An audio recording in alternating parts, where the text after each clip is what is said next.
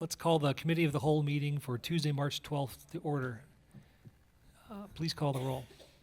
Alderman Strelchak, Here. Alderman Talaco, Alderman Meyer, Here. Alderman Hancher, Here. Alderman Bach, Here. Alderman Parrish, Here. Alderman Schneider, Here. Alderman Gebhardt, Here. Mayor Nurbin. Here, we're all here. First up is approval of the meeting minutes from February 13th. So moved. Second. Motion and a second. Any comments, corrections? Hearing and seeing none. All those in favor of approving the minutes, please say aye. Aye. Aye. Any opposed? And the minutes are approved. Next, our only discussion item, an overview and discussion regarding proposed updates to the floodplain maps for the Milwaukee River watershed and a model ordinance regulating activity within the city's floodplain limits. Assistant Director Zader is going to enter into a little bit of a presentation, and we'll open up for questions after that. Yes, I tried to keep it as high level as possible. I mean, this is kind of a technical area, but in response to the changes we have to make, we thought it might be a good idea at this point to kind of give you a little refresher on floodplain and floodplain management and the history of it. So basically what we're going to talk about today is the following, just kind of a little bit of an overview of the floodplain itself, the flood insurance and the NFIP, which is the National Flood Insurance Program, Wisconsin participation rates, some rates from participant rates from the county, the map and the model ordinance update, what we have to do, and then what are basically the overall decisions of the Common Council. And then I'll also follow up with I have some other data I can show you that I didn't put in the PowerPoint, but I think is probably relevant for you to understand a little bit what we're going through here. We're under somewhat of a timeline here. We have to adopt this by July 31st of this year, or else we'd be suspended from the program. So our plan would be to take this to the Planning Commission in March, first reading in April, and then adoption hopefully in May or June from the Common Council, which then would give us enough time to get this approved by DNR and FEMA by the end of July. So in terms of floodplain, so what we have up on the screen is kind of what you always you hear is the 100-year floodplain. They stopped calling that anymore because they're having more than one of those every couple of years. So it's actually the 1% chance of flooding in any given year. This is kind of a cross-section of a river. This is most of our, other than some wave run-up areas, most of the floodplain we have in Mequon is riverine floodplain. So this kind of shows you what a typical cross-section of a river is. The center section is the floodway, and that's basically the area where water flows during a flood event. So it includes the river itself, but then it includes areas adjacent to the river. Adjacent to that is the flood fringe area, and you see Zone AE and Zone A, and then base flood elevation. Zone AE is basically modeled floodplain, so this is a modeling was done in that AE zone, which there means there's a base flood elevation associated with it. So when people come in and ask what the floodplain elevation is, we can give them. Zone A is something that FEMA says, oh, there's floodplain there, but we didn't model it, so we don't know exactly where it is, and there's a whole book on how to deal with Zone A floodplain. We have some of it here, not a lot. Most of the stuff along the river is currently Zone A and will be Zone A after the 2024 maps are adopted. Base flood elevation is just basically the flood elevation of a flood event in the city, and it changes as you go down the river in terms of getting lower as you go downstream. In this case, the worst area, the most restrictive area is really the floodway. This is the area that we try to limit as much development as possible, and they take the brunt of most of the regulations that we'll talk about in a bit. This is how that is translated on the flood insurance rate map. These are firms. This is what FEMA uses. This is what we would have to adopt. And these are, again, the different areas. You can see the Zone A without base flood elevations. We have cross-section locations. Those determine what the elevation of the floodplain is at different cross-sections. And if you're in between those, you have to interpolate that. And I'll kind of show that later on with the book we use. Shaded Zone X, that's basically the 500-year floodplain. That's non-regulatory. That's just kind of a guide for people. But there is no regulatory requirement to get flood insurance in the Zone X. It's cheaper for people if they still want to do it, but it's not required by FEMA. Again, base flood elevation. We talked a little bit about Zone AE. Again, that's the 100-year floodplain, basically, with a base flood elevation established. And then a floodway area is the hatched area. And then the unshaded Zone X, this is all other areas that's low risk. One of the things that people don't really understand is on Zone X, you still can get flood insurance for those properties. You don't have to be in a floodplain to get flood insurance. It's a lot cheaper for people at Zone X to get flood insurance. Basically, I think if you look at what FEMA's trying to accomplish, this would be it. So you want to get a house elevated out of the floodplain, BFE +1, which is basically what is called freeboard. That's basically a little bit of an insurance policy above the base flood elevation if there's like an ice damming issue or if you have debris in there. FEMA doesn't necessarily require it, but I'll talk a little bit later. State of Wisconsin requires it, and if we want to be part of the CRS, the Community Rating Service, our system, they also require higher freeboard requirements than FEMA does. So, just a little history on the program itself. It was acted in 1968. Prior to that, Mequon actually had one of the few communities I think that I've seen had a floodplain wetland zoning in the city. I'm not sure, we don't have any historical evidence on how that came to be, but we're one of the few communities that at least I've been to that had a pre-existing floodplain zoning and zoning map, which we still have today, which causes some issues with these maps because they don't match one another, and to rezone them would be a very big undertaking, which we'll also talk about later, what one of the decisions the council should make on this. So the program was basically meant to reduce flood damage and protect property owners. FEMA produces the firm maps, which is what we just kind of looked at, and then communities must adopt the flood maps and construction requirements into our local zoning regs, which is what we're required to do. And then because of that, FEMA will make flood insurance available to property owners in the participating communities. And then DNR acts as our agent for FEMA, so they basically help us enforce these rules, but they also then they have more restrictive rules than FEMA does for the state of Wisconsin versus other states. If you ask some people, they'll tell you that they think that the program was maybe mixed in terms of success. What a lot of people feel, critics of the program feel that it actually encouraged development in the floodplain, which I don't disagree, because it made it cheap for people to actually develop properties in the floodplain, because FEMA was basically underwriting the cost of these policies. And I think if it was up to the market at the time, there probably wouldn't have been as much development in the floodplain.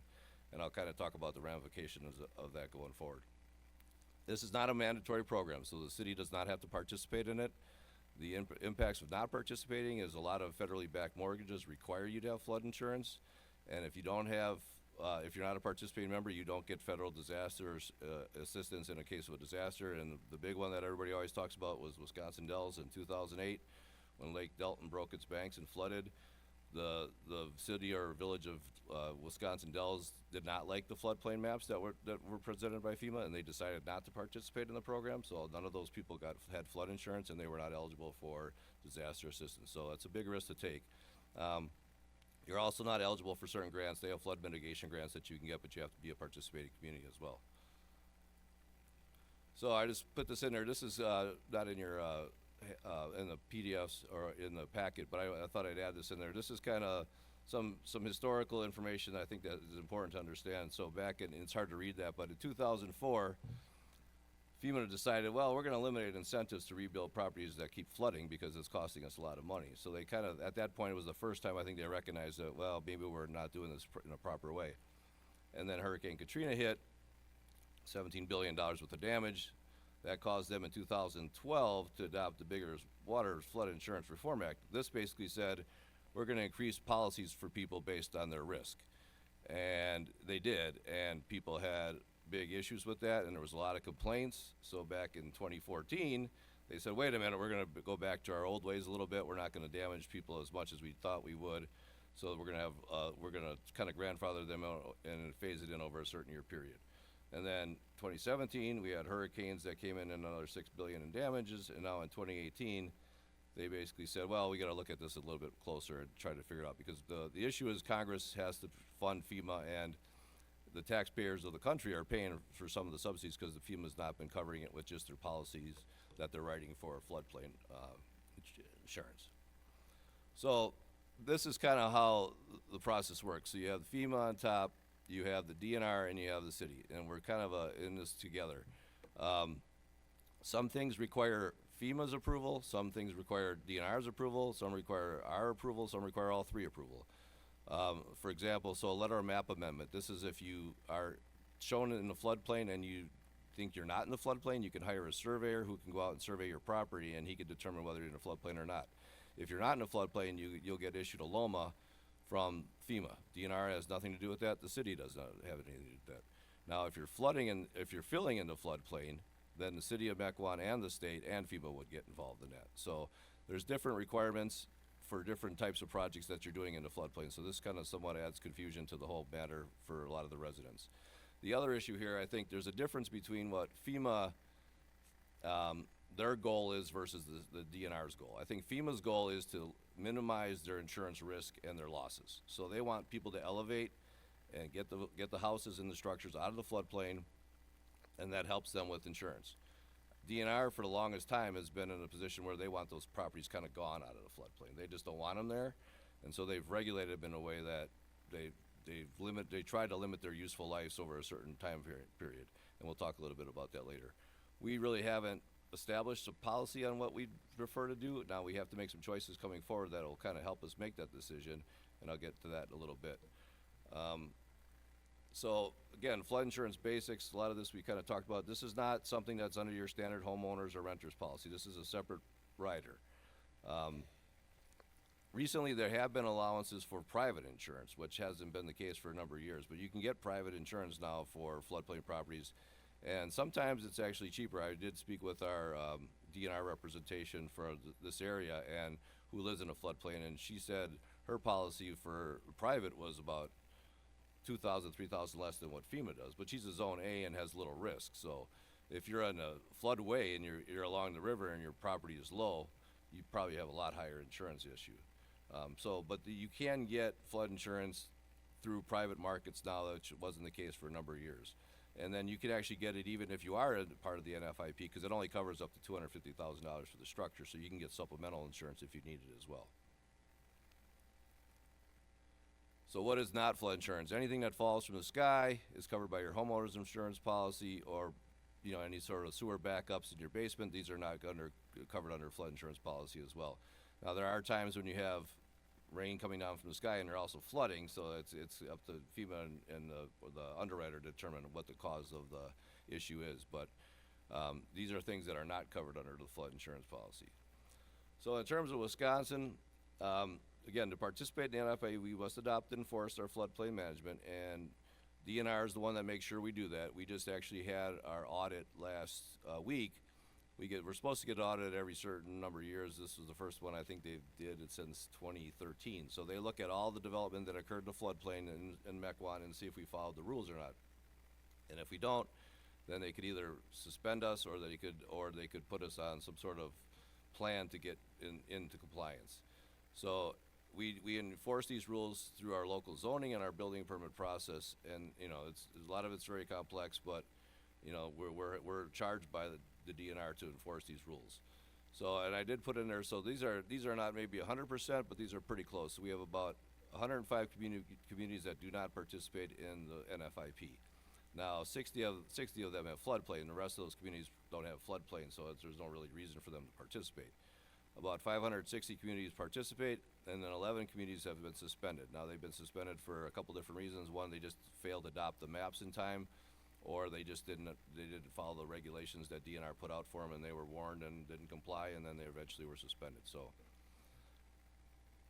looking at the county itself, now this isn't fully up to date, and I do have some updated numbers for Mequon, but this kind of shows the number of policies and the coverage in this area. So Mequon, as you can see on there, it shows 138 with 35 million in coverage. I did talk to the DNR, and the latest numbers we have about 100 and I think 110 or 115 policies with about 29 million in coverage. So we are one of the higher ones in the county in terms of participation rates. The closest community I could find that did not participate in the area was I think it's Cottage Grove or Cedar Grove, whatever's north of Belgium I think it's Cedar Grove. I don't believe they're a participant in the program, and I think they have a little bit of floodplain, but not a ton over there. So as far as what we have to look at adopting, we have 24 firm maps. These are floodplain maps, which I'll show you in a little bit. The last update we had was 2007. Prior to that was 1991. The change from 91 to 2007 was pretty dramatic because we had better technology, we had GIS, we had modeling, and so the maps were a lot better and the floodplain grew. This revision from 2007 is a little bit different. It's not as nearly as drastic as it was from 1991 to 2007. Model ordinance. We have to adopt the model ordinance that FEMA has because it's been since 2007 since we adopted their first version of the ordinance. we may modify it, but we cannot be less stringent than the ordinance. We can be more stringent if we choose to, but we cannot be less stringent. And they review our ordinance prior to adoption to make sure they're in compliance, and they'll either suggest changes or they won't approve it, and then we're still not eligible to be part of the program. One thing that is new basically for us to adopt, we have flood storage districts. This is a DNR requirement. Again, like I said before, DNR can be more restrictive than FEMA. So DNR is basically saying we have flood storage districts, which basically is an area that was modeled to show that the water is being held in those areas. And the biggest difference between them and other zones is that if you do fill in those areas, you have to provide compensatory storage. That's the biggest difference. Now, I'll show you on a map later on where those are. Most of them aren't a big issue because they're also parts of a wetland complex, but there is one area that it has a little bit of upland. The final issue is a Little Menominee study. Little Menominee Creek and River was not shown on our 2007 maps, and we were told within a couple years we would get those, and we haven't got them as of yet. We did have a study done that was approved by DNR a couple years ago, and it was submitted to FEMA, but they're not included in these maps. So if we're going to adopt those maps, we should adopt the study as well, which I think is a good idea because our current zoning shows them as floodplain, but there's nothing on a FEMA map that would show them as floodplain. So if a resident would look at it, they would say, I have no floodplain on my property, even though half of it could be in a floodplain. So this is kind of hard to see on the screen a little bit, but this is the impact of the map changes. So what I did was I overlaid the existing over the new. So anything in red that you see on there, that's an expansion of the floodplain, basically. The biggest areas I think that I've noticed are basically down in here off by River Barn Park. It expanded not only the floodplain itself, but the floodway expanded. And there's little pockets in these areas as well. So there's an expansion. It's not necessarily as dramatic as, again, it was in 2007. And then I flipped it around to show if there was any reduction. So anything in blue would be a reduction in floodplain. And there's not very much. There's a little bit of up in this area here, but not a ton. And then this area, I was talking about flood storage districts. It's kind of hard to see, and I'll pull up the GIS in a little bit to kind of give you a better view of it. So there's a pocket here. This is kind of at Wasaki Road as you kind of get to the bottom of the creek. There's a big floodplain, wetland complex there. There's Trinity, a little bit north of Trinity Creek on the Ball Dip Court area, and then this is the area which is basically the Jansen property in a little area to the south. That's the one that was a little concerning because that flood storage district includes some land that's floodplain, but it's not necessarily wetland, and it actually has some upland to it. So I'm actually meeting probably next week with our local rep and the individual who did the modeling for this to kind of get a better understanding on why those areas are designated as flood storage districts, because we never had those before. Again, these require compensatory storage if you fill in those areas, and this is more restricted. FEMA doesn't recognize these as an entity. This is just DNR's requirement. So, impacts to the community. So what ordinance update? Flood designation expand in some areas. We just kind of showed that on the map. The other issue is existing LOMAs and LOMAR Fs are superseded. So this means basically LOMA is a letter of map amendment. That's again somebody that hires a surveyor, brings them out to their property. They do a survey, and based on elevation, they show they're out of the floodplain. FEMA approves it, and then they're out of the floodplain. A LOMAR F is a letter of map revision based on fill. These are people that actually filled their property around their house. So their house was high enough, but maybe the yard grade wasn't, so they filled their property. And so then they get what's called a LOMAR F, and that gets approved by FEMA as well. Now, the updated map supersedes these LOMAs and LOMAR Fs. So that means that if people had a LOMA or LOMAR F in the past, those aren't applicable anymore. So they'd have to reapply and get a new one done, or they're shown to be in or out of the floodplain based on changes to the model. One of the good things I think that came out of it is in the past, like I said, the DNR has stricter requirements for floodplains. They required base elevation plus 2 feet to be out of the floodplain, and a LOMA just requires you to be above base flood elevation. So for years there, people were getting LOMAs, and they thought they were out of the floodplain, and we said, well, not so fast. You're still in the state's floodplain area, so you still have to comply with all the rules that regarding floodplain. Now they've changed their state law changed a few years ago. Now it's been incorporated in the model ordinance. So now if you do have a LOMA, you're out of the floodplain in accordance with FEMA and DNR. So there's no other requirements that you have to abide by. Impacts to existing non-conforming buildings. This is probably our biggest issue because when we develop new subdivisions, we try to keep all the houses out of the floodplain totally. Mostly flood fringe, but even in floodway, we would keep every house or building pad out of that area. In fact, we've required those to be part of an outlot versus being on an actual parcel, just so we wouldn't even run into these issues. But we do have a number of non-conforming buildings, especially floodway buildings along Shoreland and Island Drive. And the changes to the ordinance are some good and some bad. I mentioned it in the next slide, but I'll talk a little bit about it. One of the things that the state did was they adopted what's called Act 175. So this allows people that are in the floodplain to, if they meet certain conditions, to not have, and then one of the biggest conditions is elevating, they don't have to abide by the 50% rule. And the 50% rule is basically a rule that I think a lot of communities interpret differently. I don't even think it's written the correct way, but when I spoke to DNR, they're basically saying, so what that 50% rule is that if you are in one of these areas, 50% of your improvement value you can spend on structural improvements to that building over the life of that building. So if you have someone that puts an addition on and they have to elevate the addition, but they can only spend, say if you have a house that has the improvement value of $200,000, you can spend $100,000. Once you spend that money, you're done. And we've had cases where people have spent their full 50%, sold their house, and the next guy came in and says, I want to do a major remodel, and you're just like, sorry, you can't do that. So what Act 175 does, it basically says if you elevate and you meet all these other requirements, then you don't have to abide by that 50% rule anymore. This will help certain people. There was a house on Shoreland that elevated a number of years ago, and he hit his 50% number before he could actually finish because he had added a second story to the house without actually getting approval on it. So he had to keep that second story as cold storage. He wasn't allowed to finish it. We had to deed restrict the property. Now that person would probably be able to finish it off because he's no longer, if we adopt Act 175, he would be no longer bound by that 50% requirement. So that's one of the decisions that council has to make. Some communities won't adopt it because they're on the same path as DNR where they want those buildings to eventually go away. And some communities adopt it because I think the standpoint is we have these existing houses, we should let them improve them and improve their value to them as long as they elevate and they get out of the floodplain in terms of risk. So there's also a couple other things that are in the ordinance that were not in there before. And these were rules that were required by FEMA. They were never adopted by our ordinance. And a lot of communities, including us, we never really enforced them. Now we're required to. The biggest one is that there's a requirement that says and let me just back up one bit. So the 50% rule does not apply to ordinary maintenance. If you're doing ordinary maintenance on your house, that wouldn't apply. Except now it does, because there's a rule that says on any one event, if you exceed 50% for maintenance, you have to elevate. So if you had, and there's a property on Shoreland Drive that has a improvement value of, I think, $40,000. So if they spent $20,000 on a roof and a paint job, we would say, okay, now you can't finish that, you have to elevate, which I think doesn't make a lot of sense. You want people to be able to maintain their properties. And it's on a per event basis, which I asked what a per event basis means, and they really couldn't give me an answer. So I think people would be smart enough they could separate those out over a couple-year period because those are not cumulative like the 50% rule is.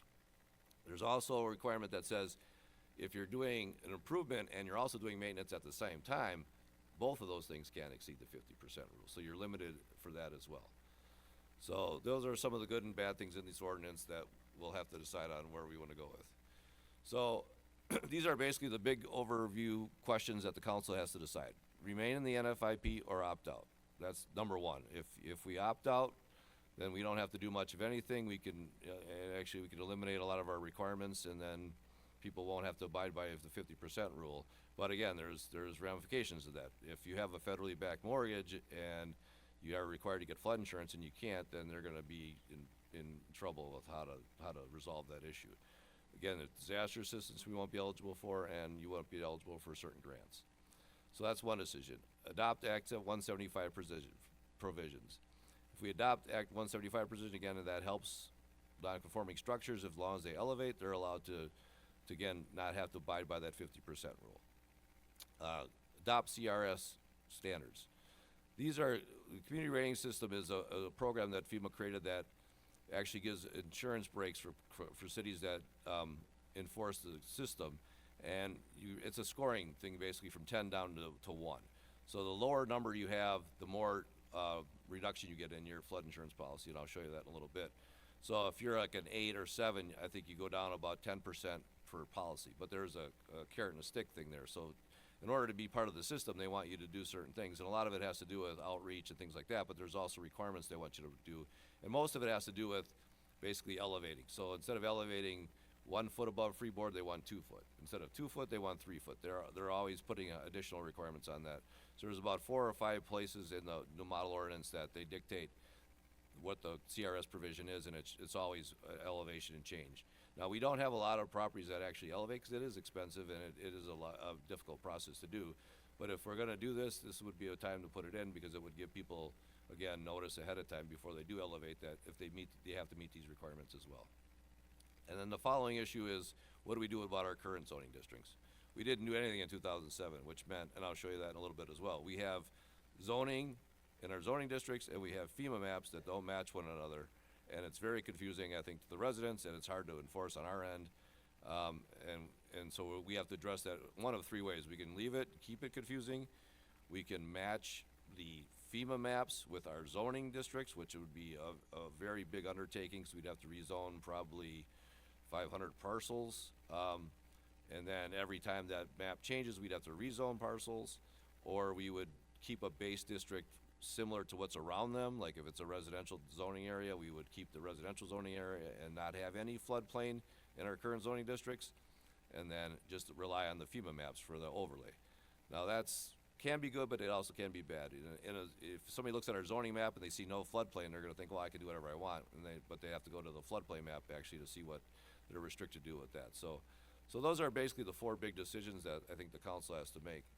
I just wanted to, just kind of an example, and this is really probably hard to read, but so what we have up here is this is Highland Road on the west side of the river. So you see different things here. So the line and the hatch, that's FEMA floodway and then FEMA flood fringe, but then outside that is our zoning floodway and our zoning flood fringe.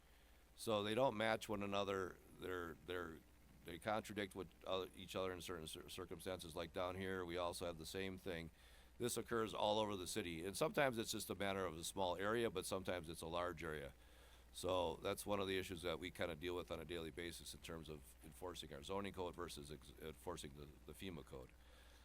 And then lastly, I just wanted to kind of show you where we are in the process. We are way over here at this point. We have 6 months to adopt this ordinance, and these become effective, like I said, July 31st. So this has been going on. We did get preliminary maps back in 2001. We did give them information with regard to some of our culverts that were changed that helped with the floodplain. They did have a public hearing. Unfortunately, it was just on the tail end of COVID, so it was a virtual one, so I'm not sure a lot of people in the community even knew about it. And there was no appeals from our city at all. So that's kind of where we're at. So before I get into questions, I'll actually kind of give you, I do have some other maps I could show you. So this is actually the floodplain maps overlaid one another, which I just kind of show you in the slide, but it's kind of hard to see, but I'll kind of zoom into this area. So you'll see red is new, blue is old. So you can see this area down here is all new. And the other thing you'll be able to see in a second is, let me just get my swipe feature on. So if you look at it from old to new, it's hard to really see on the screen, but the hatched area in the red is a lot larger than the current hatched area in blue. So that means the floodway is expanding in some of those areas. So that's going to be an issue, especially for people basically along this stretch of River Road. They were previously in the 100-year floodplain. Now they're in the floodway based on the new maps, and that's going to be a significant difference for them in terms of probably policy and probably in terms of what they can and can't do with their properties. There's other areas, but that was the most dramatic. I can also show you, so the flood storage districts, let me just turn off existing in 2022. So here are our flood storage districts. Again, there's really I can't really find any rhyme or reason on how they came up with these. They're just kind of random, and like they're not even connected with one another. So this is Baldiv Court. Now this complex is mostly a wetland area. There's not a lot of upland here. But this area here, there is some upland up in this area here. And if you look again at the FEMA maps,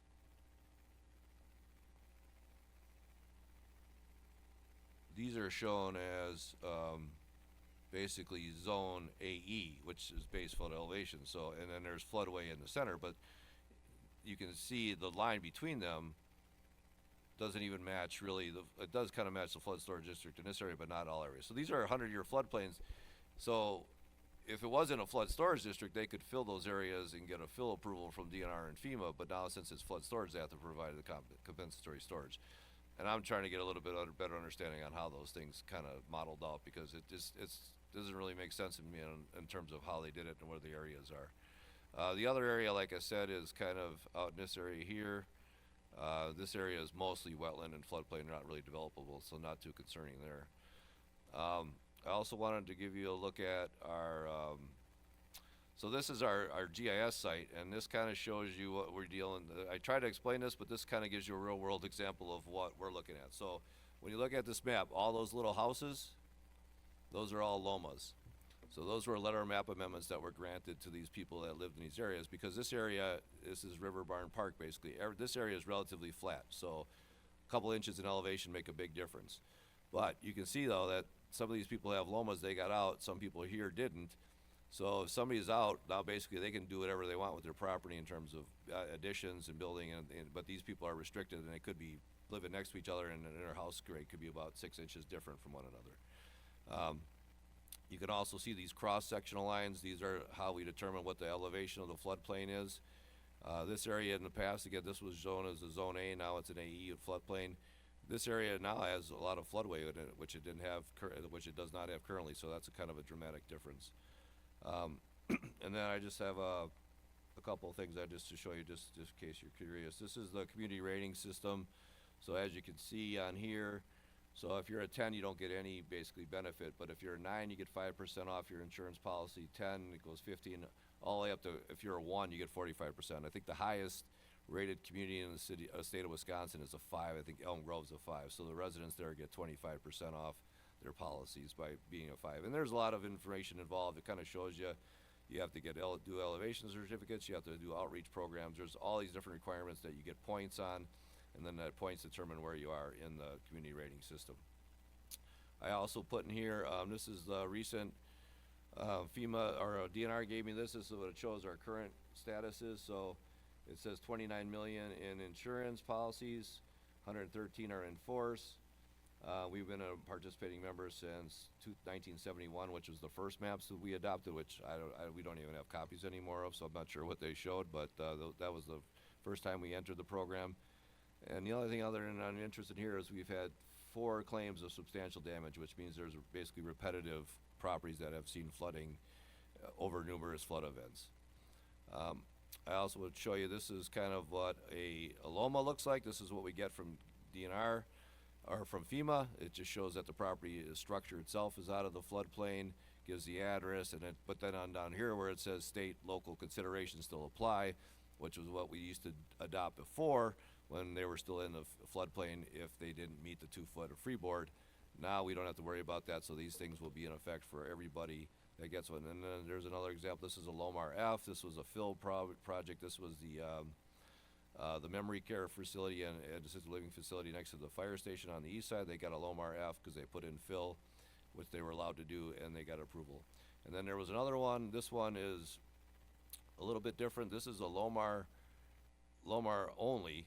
This was basically a property on Cedarburg Road. I don't see if there's a map in here or not. This is a property on Cedarburg Road that didn't believe they were actually in the floodway. And so they actually hired an engineer to do a LOMAR request that basically modeled that portion of the river all the way up to Mequon Road. So they did about a mile study, and they basically determined that they were not in the floodway for that portion of their property, and they got it into flood fringe, which then again gave them the ability to develop a little bit more of that property. So those are kind of the different documents that we see from FEMA. And then finally, so this is I was talking to you before about the cross-sectional requirements. So this is a part of the Milwaukee River. So if you have a cross-section here and a cross-section here, you actually have to interpolate these maps and figure out what the elevation is at that property. So it gets a little bit intense in terms of trying to figure out what the actual elevation is. Thankfully, a lot of the surveyors know what they're doing in this area, and they do a pretty good job in determining what the flood elevation is for those properties. So that's basically a kind of a primer So if there's any questions, I'm sure you all figured it out and got everything down, but if you have any questions, I'm here to answer. Jack, you've got an excellent second career opportunity in being an auctioneer. So that was a lot. Let's just open it up for questions, and then we'll have to come away with some sort of general direction on those four main questions, and so staff can start progressing. There's a little bit of runway here to catch up with this, but we gotta make sure we do something by Well, we are actually 31st of preparing- July. Well, we're preparing the floodplain ordinance for Planning Commission, which is next Monday, and I have to have it done by Thursday of this week. So depending on what your decisions are, I will modify that floodplain ordinance accordingly. Unless you decide you don't want to opt in, then I don't have to do anything, so. Well, that's true. And there's another option we just discussed informally this morning where if we make changes to the floodplain model ordinance, DNR has to approve them. That might take some time. We could choose to adopt them and come back after the fact once we're in, and it'd be less time pressured to do so. Yes, we could adopt it as is or whatever minor modifications, but if you want to look at certain parts of the ordinance later on after July, we can always try to change them, but again, DNR would have to approve those at a later date. So this isn't just a one-time shot, we're done. We can always decide to argue some of these points later on, but we have to make a decision on these by July 31st, else we'd be suspended from the program. Alderman Bach. I'll kick it off. Yeah, you could do a whole course on this. It's There are like, but courses. it's a good executive summary.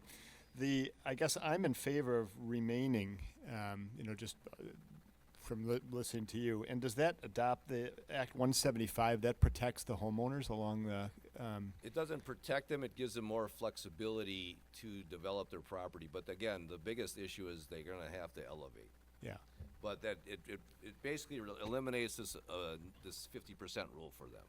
So if they elevate and they wanna rehab their entire house on that footprint, they can do that without any issues. And if we don't adopt it, what happens to them? Then they're still bound by the 50%, and once you hit that 50%, you're not allowed to really do anything else to your property over the life of it. So it's probably better for them If the council decides that we want to preserve the residents' rights to have parcels on the floodplain and develop them, then yes, it would be in your best interest to adopt 175. If you want those properties to go away and you don't want them to be able to be improved, then you would not adopt it. Yeah, so I'm in favor of adopting that.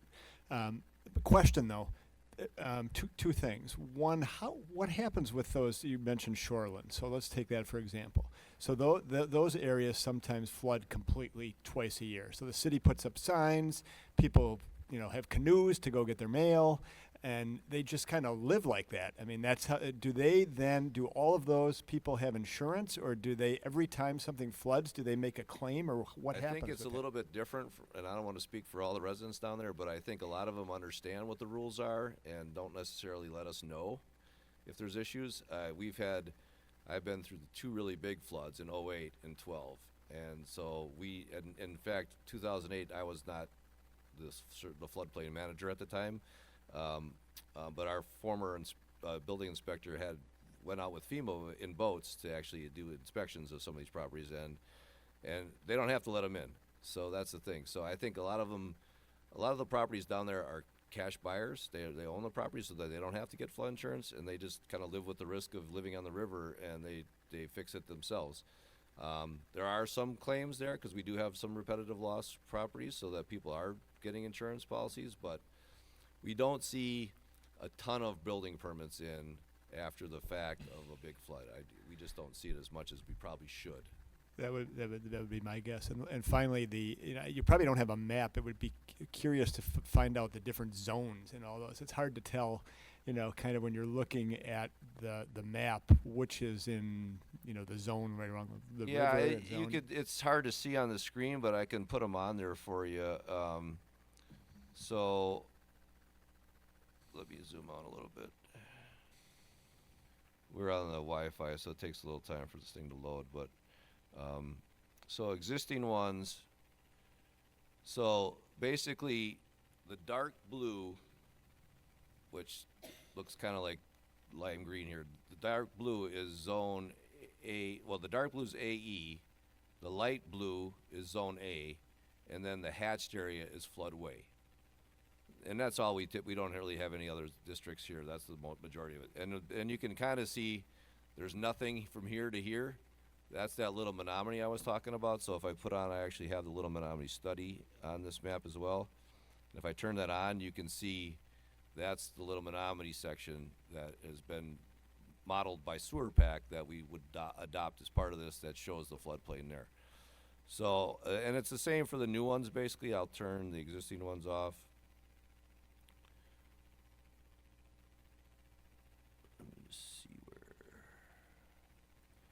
and then turn those off. So it's the same way. The dark red hatched is floodway. The dark red non-hatched is AE, your 100-year, and then the light red is basically unmodeled A-zone floodplain. If that helps. Yeah, thanks. Those are my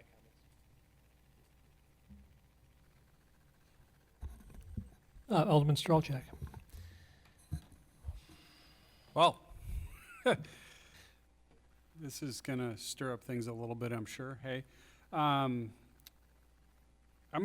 we had a very technical discussion, and I'm going to just really kind of simplify my wants for this. You know, we've got the majority of the homes that are needing insurance along the river are just that, they're residences. They're not just, you know, extra parcels looking to be developed. So whatever we can do to stand behind those residents, their ability to live there, their ability to do reasonable improvements, and their ability to, you know, maintain the value of their homes, I'm going to be in support of. So, you know, starting out, you know, my goal would be to remain in the NFIP for sure, because my understanding based on what you just described is they can't get flood insurance.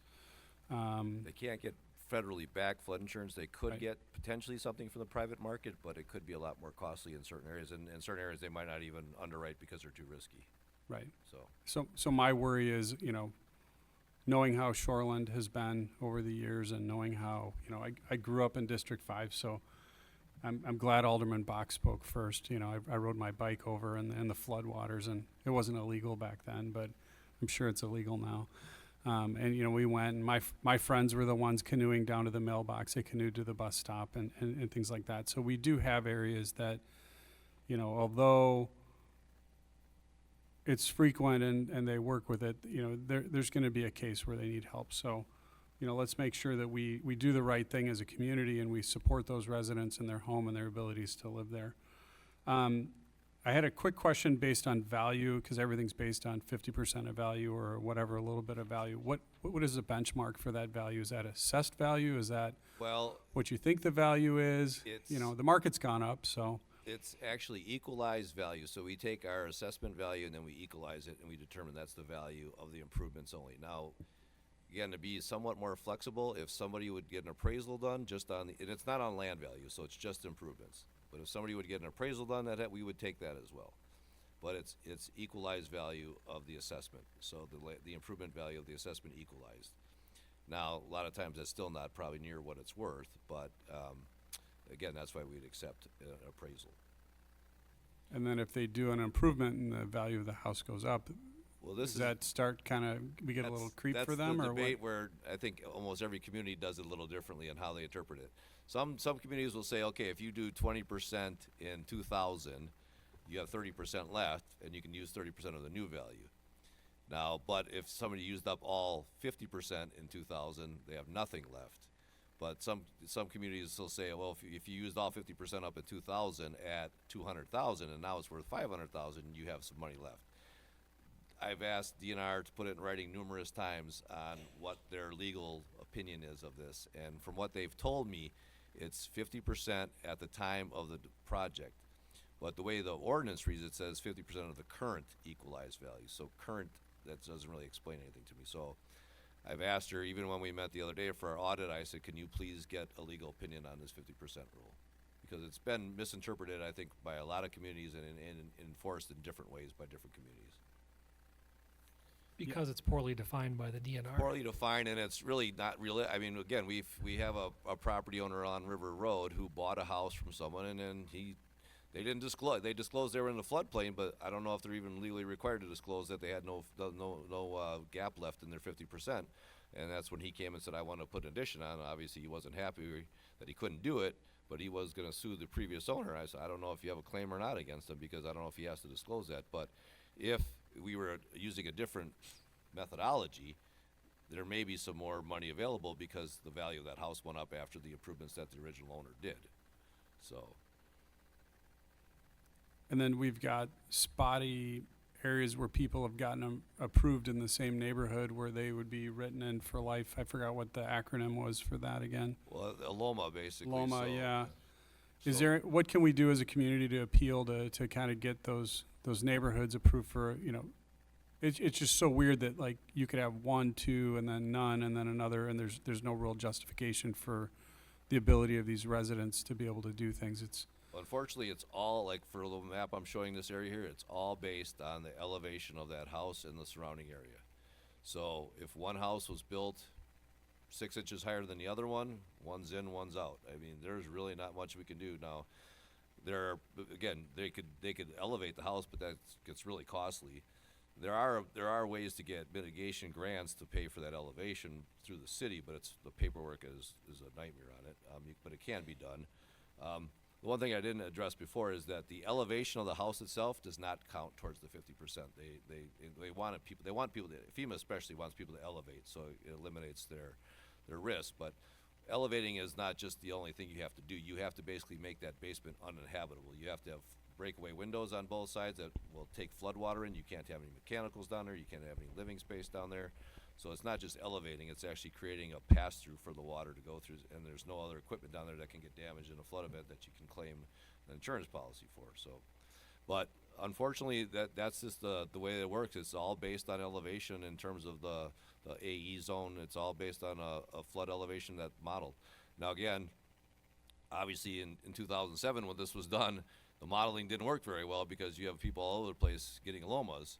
So the modeling was either off, and I think the reason it was off because, again, this area here is so flat that it's 6 inches in grade difference makes a big difference on a lot of these areas. And there's relatively poor drainage through here because it's all coming through underneath the railroad tracks and getting to the river. But, again, there's nothing we can really do on it except elevate or fill. Like some of these areas you see where the circles around them, the house was okay, but the surrounding area wasn't. So they actually had to fill, and they basically created a little island. And those are common all over the place here as well.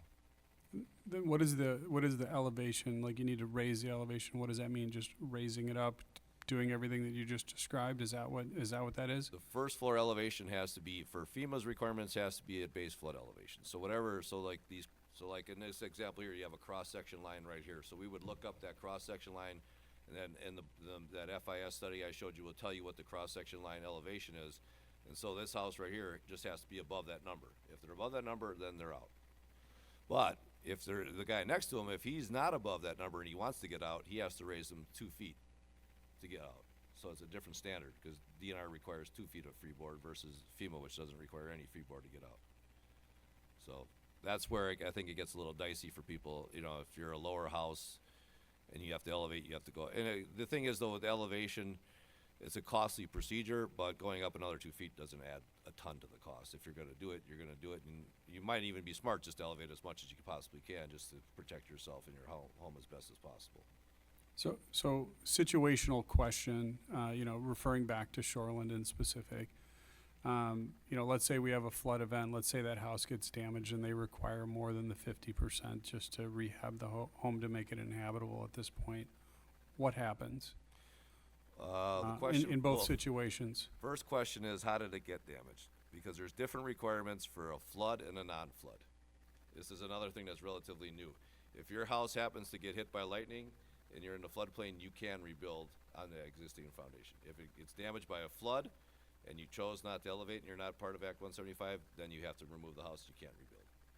So again, there could be a circumstance, along this stretch here where one person elevated and then the next person, or one person's house was destroyed by a flood, and then a year later somebody got struck by lightning, and the guy with the struck by lightning could rebuild, but the guy that damaged it in the flood cannot rebuild if it exceeds 50%. So these are rules. And that's with or without Act 175? Act 175 allows you more if you elevate, yes? Act 75, once you elevate, you don't have, you're not bound by the 50% rule anymore. So, but if And, you're, and if they can't afford to elevate at that point? Like, you know, again, these are all real questions that are gonna come from yeah, people, this is right? stuff we deal with every Yeah. day with people in this area. And it's, again, these aren't our rules, and I try to let people know that we're just the enforcer of these rules. But if you have houses that are next to each other and neither one of them elevated, then, and if there was a flood and it damaged over 50%, they're considered substantially damaged, they'd have to be eliminated and removed. Now, if you didn't, if the flood didn't damage the property and then it was struck by lightning the next year and it burnt down, they actually could rebuild. And this is, again, pressure, I think, from the state with these non-conforming uses where they wanted people to have the protection and ability to rebuild, but they couldn't go too far with it because they didn't want to upset FEMA. So if it's a flood event, it's treated differently than a non-flood event. Which begs the question, is that natural or not? It does say natural in there, but does that mean if somebody's house happens to burn down because they were out doing something and we don't know what the cause of it is, does that mean it can be rebuilt? These are just, again, these are zoning questions that come up more frequently than you would think in terms of these properties along the river. Yeah, my goal with any legislation here is to provide the most opportunity for the residents to, you know, live and enjoy their home and be Yeah. able to sell it in the future. I think that's the level of discussion we should probably try to keep it at, because there's how many, we've spent an hour this morning and a couple hours on the previous Tuesday. I mean, there's all these rabbit holes you can dive down, but from a policy standpoint, we're a little bit constrained. I think we got to make some big decisions, like pretty easy. You want to be in the flood insurance program or not? Yes, no. If yes, do you want to pick up Act 175 to help preserve as much property owner rights as possible? I guess I would say yes. Others could have different opinions. And then we have to make a decision on the CRS. Maybe it's not worth the hassle to save some money. It sounds like there's some work for staff to Well, administer that. We wouldn't And then be we in- have to decide if we want to, over time, align our zoning better with the maps and not have this disagreement Yeah, in that our decision zoning doesn't maps actually- versus the floodplain maps. Final one doesn't necessarily have to be made as part of the, Correct. we should make it and decide what we want to do, but let me just clarify on the CRS requirements. The CRS, you can adopt those provisions that'll help you build points if you want to be part of this rating system or not. The rating system adoption is a separate procedure than this. But if you want to be part of it and you want to make sure you get some points, this is a way to get points. So it's two separate things. So if we decide at one point in a year or 2 years that we want to be part of the community rating system, we can do that. And then if we adopted their standards, we'll get additional points, which means that people's flood insurance policy rates will go down. So we just, at this point, we just need to know if we want to be adding these provisions in case we do adopt the CRS in the future. That makes sense. Sure. Before we get too far, we did get one comment card. Mike, would you like to speak, or you just want me to ask your question? The question is, would the footprint of the house remain the same if they were to rebuild? Unless you can do I'm it. assuming that's the question, correct? That's the nature of the question. So, for years, we interpreted it no because it's a non-conforming use. But now FEMA's or DNR is basically saying there's a potential to have the footprint expand, but they'd have to do an H&H study, which is a hydraulic and hydrologic study to show that there's no impact to the floodwater flowage. So they could potentially do that, but there's a cost associated with having one of those done. They're not cheap either. But we would allow an expansion. The other problem with that is, though, that none of our zoning districts or the FEMA maps dictate setbacks in the floodplain. So, our flood fringe is an overlay zone, so we have a base zoning that has setbacks. But all of our floodway zoning, there's no setback requirement. So if we're going to allow these additions to take place, we're going to have to put some sort of setback requirement. Because right now, if you're in the floodway and you could get an H&H study approved, you could technically build right up to your property line. Front, side, back, whatever, it doesn't matter, because we don't have any setbacks in our floodway zoning. So that's something we would have to incorporate as well. Alderwoman Schneider. I just have a quick question about the fourth point, because it wasn't discussed very much, except in passing. So are there negative ramifications from us not being coherent with FEMA maps, meaning that our zoning is not the same? There is and isn't, depending on how we treat them. If as long as we enforce the FEMA maps, then we're fine. Where we could run into an issue is if we enforce our zoning maps and they go beyond FEMA's requirements, then we could be in an issue where we don't really have backing to explain why we're saying it's in the floodway when FEMA says it's not. But if the opposite case would be an issue where FEMA shows it as floodplain, our maps show it as not floodplain, and we say it's not floodplain, then FEMA would be like, why are you doing this? You're in the floodplain. So there is a confusion there that we'd like to clean up eventually. But again, you're talking hundreds of parcels that would have to be rezoned one way or the other. So, and that's why I'm assuming in 2007 that wasn't done at the time.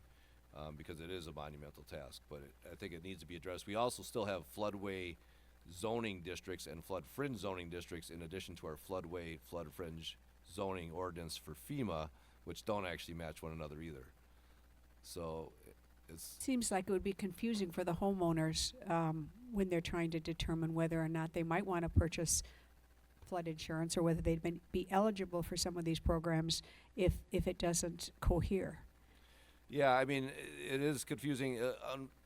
Fortunately, there is not a lot of difference. Usually if there's floodplain on FEMA, there's floodplain on ours, but they don't always match. Like some areas we have zoned floodway, and FEMA has it flood fringe. That happens a lot because we were, I think at the time when this was modeled years and years ago, I think they were using like a 10-year event for our floodway zoning or something. So that's where the biggest difference is. But on the flip side, you have like the Little Menominee. Currently, again, nothing was ever adopted, so you have no FEMA maps for that whole Little Menominee section. So this is where it's good to have our zoning because if anybody wanted, now a lot of that's wetland, you probably wouldn't be able to do anything, but you can see on the FEMA maps I'm showing you, it basically stops right here, even though this whole swath is floodplain. Yeah, as far as FEMA is concerned, it doesn't exist because it's not in their map, but Yeah. it does exist. It does exist, yes. Alderman Parrish. Thank you. Thanks, Jack. My opinion on the zoning issue would be, it has always been confusing having these zoning districts for floodway and fringe, and most communities, to my knowledge, don't have that. And the way I think it's usually dealt with is with simply like a GIS overlay, which thankfully we have the system coming online. So couldn't we just have FEMA maps as an overlay to all the properties and do away with the whole zoning district modification? We can and we can't. So here, I pulled up, here's our zoning maps, just to give you an example. So this is a zoning map, and this shows the hatched area again, that's floodway zoning. And then, just see, and then this squiggly blue stuff here, that's flood fringe. That is currently an overlay zone. So if you got rid of that on this map, the base zone of this area will still remain the same. It'll be, this one is actually R3 and there's a pocket of C2. Now if you got rid of the FEMA or the floodway zoning, there is no base layer underneath it, so you'd have to create one for every property. That's where it becomes complicated.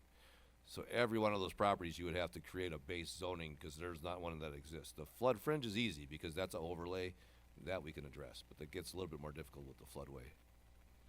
That It would ends just up be being a whatever lo- the master parcel was, wouldn't it? Well, you'd have to determine that and some parcels have multiple zoning districts on them as Okay. well, so you'd have to kind of figure out what every Okay. one of those are. Well, I don't want to dive into the weeds, but that was a suggestion. It's good I comment. think we definitely can do that. It's just, I think Yeah, Jack's something signaling to think it's about. hundreds of properties. It'll take time. You probably want to do them in groups. Yeah, I respect that. Yeah. I also happened to hear from a former mayor today. There must be a few mayors flying around with suggestions with this interesting topic.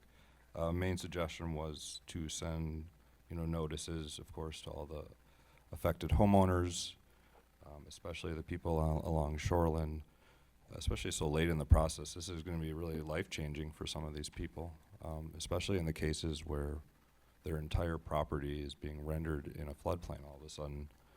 And I find that concerning, actually, as I'm sure do my fellow council members. How could there be such a sudden change overnight? And I don't think you can answer this, nor should you, but how could something so drastically change to adversely affect someone's property value you know, overnight. And I like the recourse that you highlighted, where they have to go essentially incur the cost of a surveyor to prove that they were incorrectly placed in a floodplain by a computer, right? I mean, that's what this is. So, I don't know. It'd be nice if there was some kind of assistance or ways that we can support the homeowners that are so badly affected by this. Like, where literally their properties may become unsaleable. And if there's any way to fight, where the whole thing is becoming red, there's not that many properties, but there's some. There's some, yeah. It'll Yeah. have an impact on some.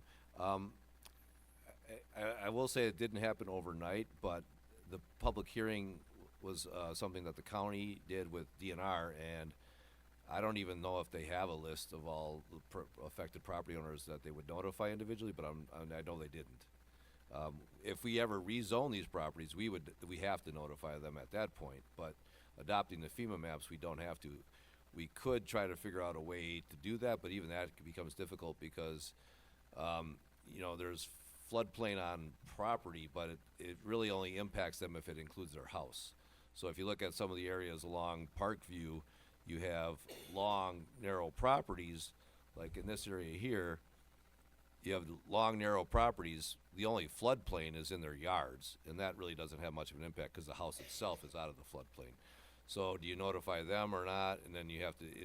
It's a lot more complicated because you don't know how high the structure is and where the structure is in relation to floodplain to make a public hearing list out of it. So that becomes difficult.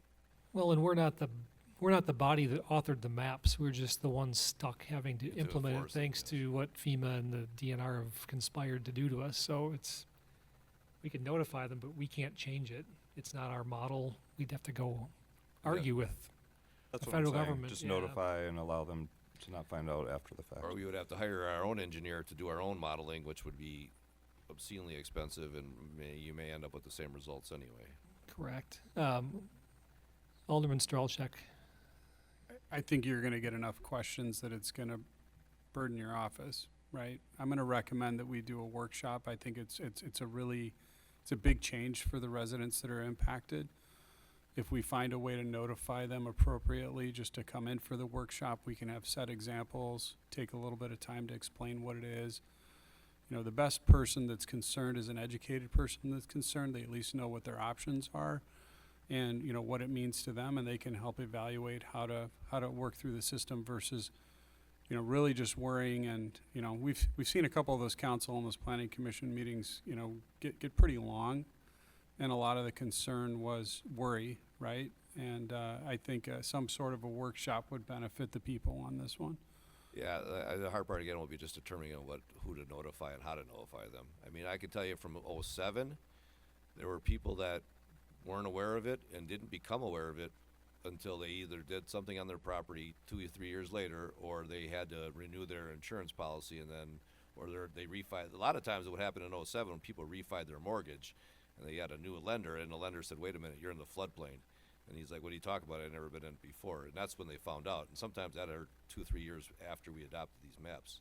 Right. So, I think my recommendation is cards where we can, and notification maybe on our preferred publication, and we do what we can to, if we provide a workshop with reasonable notification for everyone that we can think of, we've done our due diligence. If we use that as an excuse to not have the event, I think we've done a disservice to the community.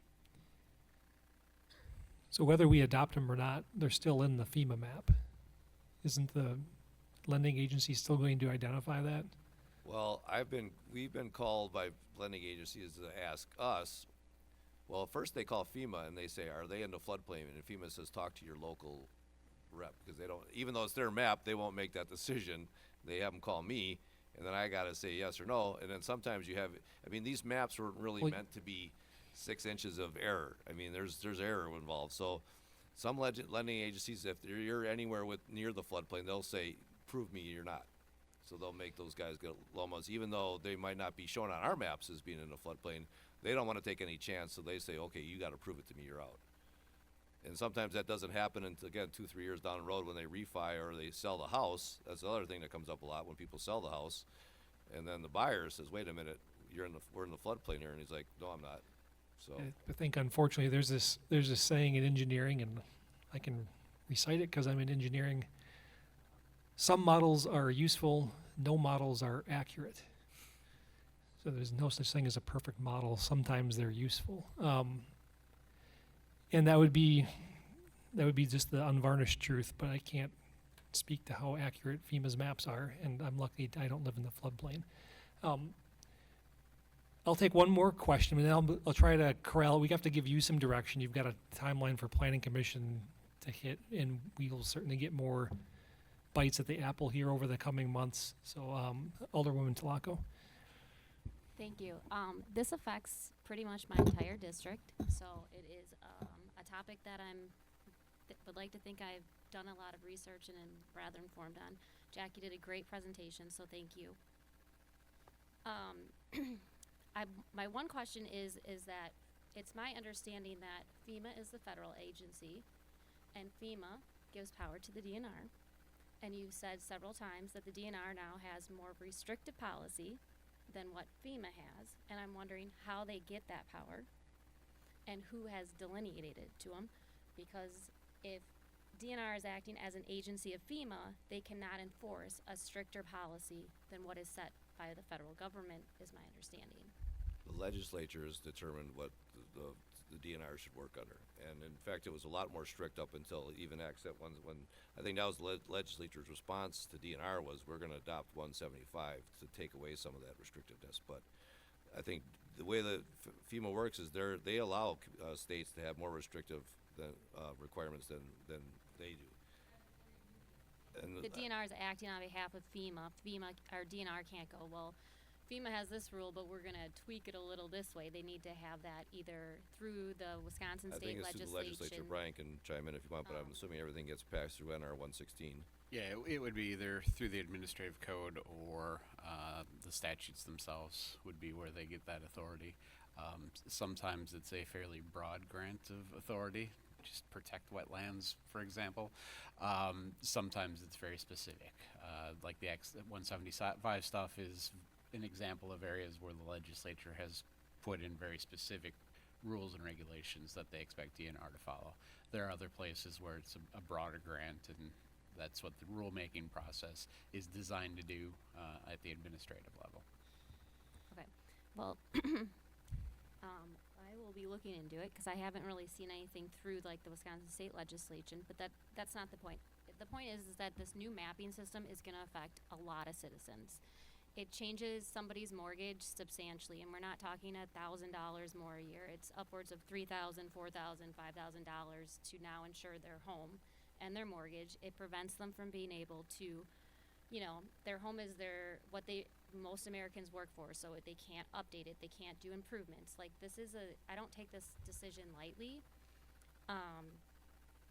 And I've looked at some past federal hearings, and that this new risk rating 2.0 system, which FEMA has now rolled out, there has been speculation that because FEMA is failing so bad, they're like $20 billion in debt.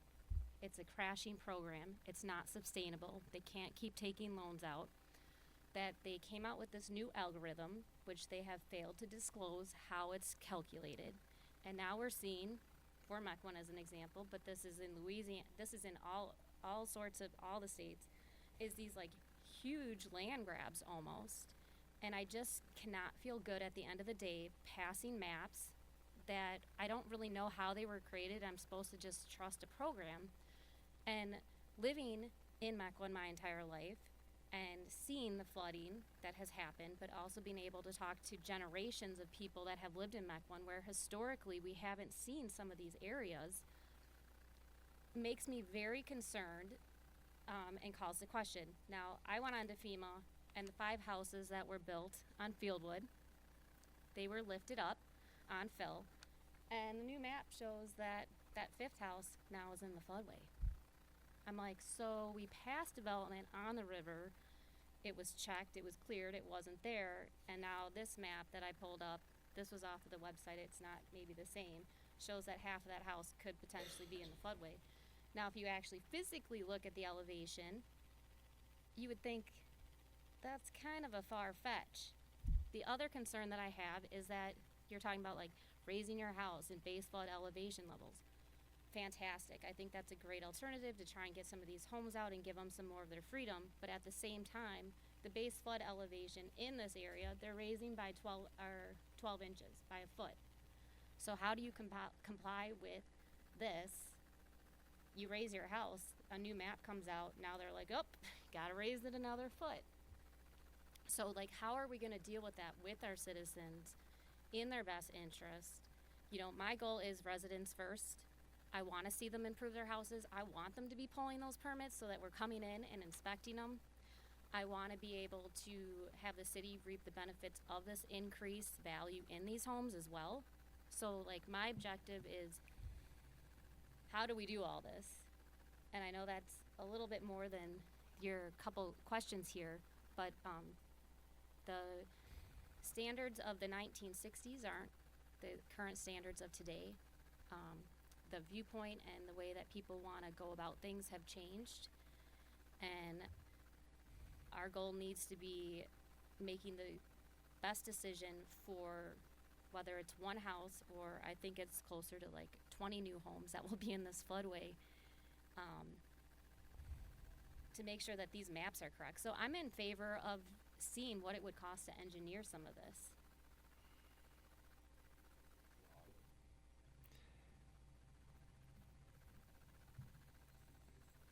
Well, I'll agree with you. I think the DNR's stance on this and the 50% rule is, personally, I think is preposterous. But the state has granted them the authority, and they haven't interfered with it. Maybe Act 175 is a little bit of interference. It provides an out, but it's downright un-American the way they're trying to drive people's houses out of these areas. That's their land. But that's my personal opinion. What we have to deal with is the reality in front of us. If we want homes in the NFIP plan, we have to do certain things. If we want to give them the most flexibility possible, maybe we want to adopt the provisions of Act 175. That's what we have to get through tonight, at least to give staff some general direction on how to proceed in the coming months. We can continue to, if there's a consensus to get a quote on some sort of study, we could ask for that. It's going to be expensive.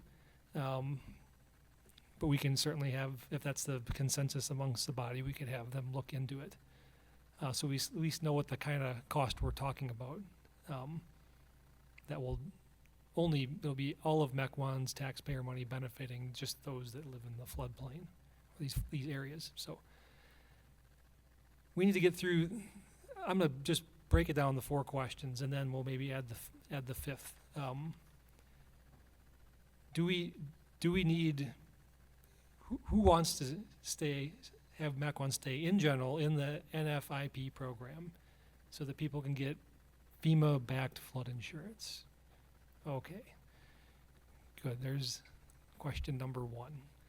That certain things will have to happen for that to happen. So now you know, you got a yes, no. Act 175, giving people an out to get out of the 50% rule. That sounds to me like a really good idea. I can't believe that there wasn't a way to get out of it before. General yes, no, just straw poll. Okay. The CRS, sounds like we can do that at any time. It's maybe not a time critical decision. Just before the adoption of the ordinance, we'll have to decide if we want to keep those provisions in or not. We could always add them later too, but if you kept them in there and then at the last minute we decided to pull them out, then that wouldn't impact our ability to get the model ordinance approved, because it still meets FEMA's requirements and DNR's requirements. So we don't necessarily have to make a full decision on that now. If you want more information, I can leave them in, and then I could show you in April and May the track changes that shows you the specific impacts of that. I can always do that if you want. Yeah, I'm not sure I fully grasp the pros and cons of being in or out. If it's easy enough to leave it in and talk about that at a later date. Yeah, that would be I'm an cool easy with way to that. do Maybe a show of hands. Well, I'd just like to interject is that I did look at the CRS. It's pages and pages and pages and pages and pages long. It's more restrictive. It's not going to give our residents their rights. It's gonna take more away. It's gonna make our code more restrictive and our ordinances. I definitely don't think, I pulled this up of like communities that have it. They're getting 5% off their possible flood insurance, Yeah, and then they're not Yeah, being able that's- to do improvements to their house. That's my So gut you're feel, is that it might be more restrictions and more administrative red tape than it might be worth, but I guess I don't know. Well, there's restrictions, and then there's other things that we can do. Like, I was told, basically, because we are enacting our ordinance and we're following it, we would be a 9 off the bat, starting. And so if we wanted to go to an 8, there's other programs. That's not just limited to the regulations. There's outreach, there's, you know, a lot of community outreach involvement that would get you lower. But again, that can be pulled out at any time. I can leave that in for now if you want, and we could pull it out later on. I could show you what, and what we're doing here is not actually getting us in or out of the program. These are just standards that if you were in the program, this is what you would have to adopt. So we can always, if we decide at a later date, we could pull those out. Sure, I'm just looking at the materials in the presentation. The last part of the second bullet under CRS, but does not require more stringent requirements than the model ordinance. Or it does, but It does. does. Okay. So, yeah, if I you just- want to increase your rating, you have to do more restrictive things. Yeah, in fact, I do have a copy of the model ordinance up here. This is, and this wasn't in, the link that you had in your packet didn't show this because it was a link, but like this example here. So this one right here, this is for developments in the flood fringe. The current requirement is to be placed at base flood elevation, it says right here. If you're gonna be in the CRS, you have to be 1 foot above the base flood elevation. So this is one of those examples of where you'd have to be 1 foot above or base flood. Again, this is something we can pull out later if you wanna keep it in there so that you can see it. When the ordinance comes to council, we could leave it in and you can say, I don't want that in there. But it's really all elevation based. Yeah, well, what's everyone's pleasure at this point? Keep it in, keep it out, or more info? Keep it in first. I think to keep it in, but we don't want to get more restrictive with it, so we do want to walk down the path of seeing what, having it in. So you'd like and to see more info? Absolutely would like to see more info. Okay. Yeah, when we put the ordinance in the packet for April and May, this will be in there with the comment section. You can see all the locations Okay. where it shows that a CRS requirement is So we'll leave the language in so we can review it, but we reserve the right to take it out. pitch it. Yep. Okay, I think that's enough of a direction for tonight, for staff. And then really the last one is our little bit of a mess we have with zoning. I guess the question is, would we like over time, some period of time, to see those better aligned so there isn't this huge confusion of our zoning maps different than FEMA maps? It feels like the right answer is yes. Just administratively, not only is it confusing, I worry about in a year or two if we don't have a well-versed and competent staff member who knows this like a back of his hand, like if he were to retire, Within a year or two, it would be what might happen to the poor soul that next occupies that chair, and he's dealing with this, might still be dealing with the mess, but at least there's a plan to get out of the mess. That's a lot of parcels to rezone, and it might take some time, but it feels like it's worth the effort, because it seems like it's been 15 or 20 years of a little bit of a snowballing mess, and it only gets worse when maps update, then you have to change it all over again. But if we could get those to align, it would get us out of the crosshairs of that morass. General consensus, that's a good thing? Yes, hands up, okay. I think, did I miss someone? Just the audit, getting a quote for the audit. And this is the fifth point, that is there general interest? Is this an audit or I don't know how you do this without You remodeling. have to model it, and you'd have to decide what you're gonna model. It's not just the Milwaukee River, you'd have to do the whole, if you wanna do the whole city, you're looking at the Little Menominee and the Milwaukee. I'm thinking about properties that are mostly affected, not where their backyard loses a little bit of land. Properties where there's some kind of threshold where, I mean, you can segregate them out, but I'd be concerned about limiting it just to one area, and the other areas, people may still be affected by it as well, so. I mean, you'd have to, but at minimum, you're gonna have to model the entire Milwaukee River watershed, which is gonna be, So I think the challenge is this, if we choose to remodel anything, it will not be done by No. July. So it can be something we get more info on over time. I'm open to it. I mean, there's some desire here to do it. We don't know how much it'll cost, but it will never be done in time for July. No. There's no RFP, there's no quotes. You Then once lay out that process, we might be looking at awarding it in July. even if you do it and you have it done, it has to be approved by DNR and FEMA too. That's to true, is even once we do it, we have to Submit that to submit them, it to and they have to DNR review it, and that's gonna take FEMA months. and convince them that our study is more accurate than their study. I think it's just like due diligence on our part, and maybe it's not gonna be done in time for this stuff, but I think having that information physically done in the city is doing our due diligence. It's something that maybe we could factor into our city budget over a few years, if it's gonna be, but that's gonna give us a better, view of our land as well. I mean, I could reach out just to get a ballpark estimate, just to let you know where it potentially could come in, and then maybe that might sway you one way or another. I mean, if it's 100,000 versus 400,000, that may have different impact on different people's votes. So let's get the ballpark estimate. Then we know, it's easy to say you want something when you don't know what the cost is. But if you know some contacts who can give you a ballparkish estimate, let's get that data. Okay. And we can include it in next month's packet. All right. I think we made it through this. Does anyone else have any parting comments?